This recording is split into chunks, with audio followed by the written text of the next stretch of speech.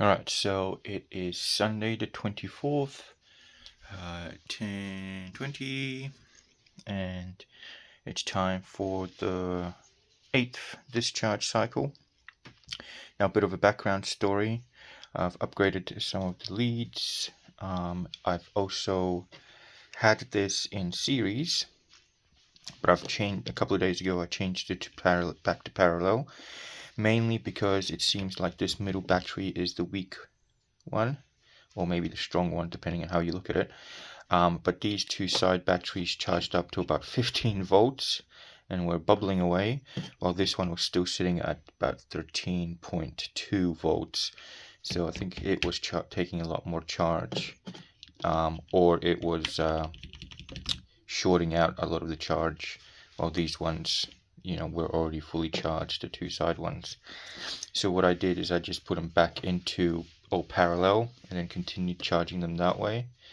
And we are sitting roughly about 13.67 volts. So these results they will be a bit off. But nevertheless, it will be interesting to see what happens this way. I'll do the charge cycle again in series and see how it goes.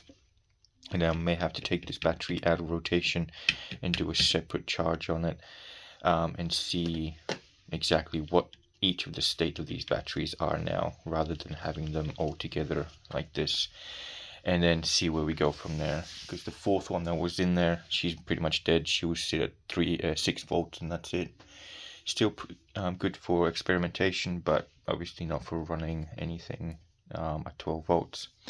So alright, let's get into it. So good stuff. We can see our charger was working the whole time. Our little indicator LED was working the whole time, just running off of the one wire, giving us a little signal. So we'll disconnect that. Just put these here, turn off the entire system. Now we've got the batteries. This is running out of battery as well, so the readings will be a bit off. So I may have to recharge that, but that's okay. Now let's do the one-handed connection again, which is always fun. I think I might be getting the hang of it soon. And that one goes in there. And this one goes in there. Oh, beautiful. There you go. And now I need power for my controller. Sorry about the zoom. There we go. So it is saying we are sitting at 13.5 volts. Now we are 10.6. Let's go up to 1 amp hour. Now our last one, which was our conventional discharge, is still on here. So let's just zero that out. There you go. Alright, and off we go. Let's see how much we get from this. Alright. Alright, so we've just finished. We got just over 6 amp hours. Which I think is a bit better than we've been getting so far. Now I did have these charged in series, but I noticed that these two were getting above 14.6.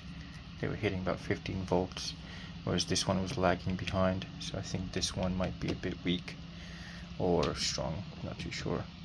But yeah,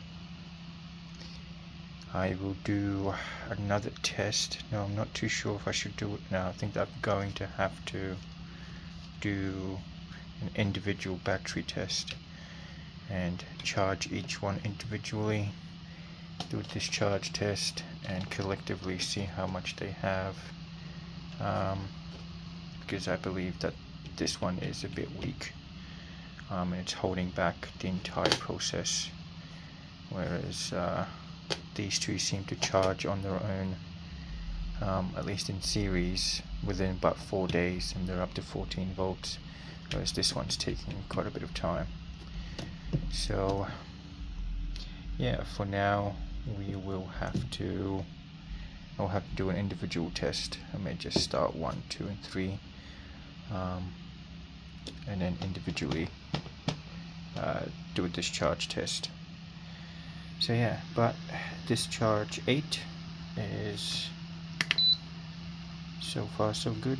Took 6 hours, 6 amps, 6 milliamp hours. Sorry, 6 amp hours, 1 amp. So yeah, she did pretty well. I think that's a bit better than last time. So yeah, even in series, these are charging better than they were on the conventional charger. So yeah, all interesting stuff.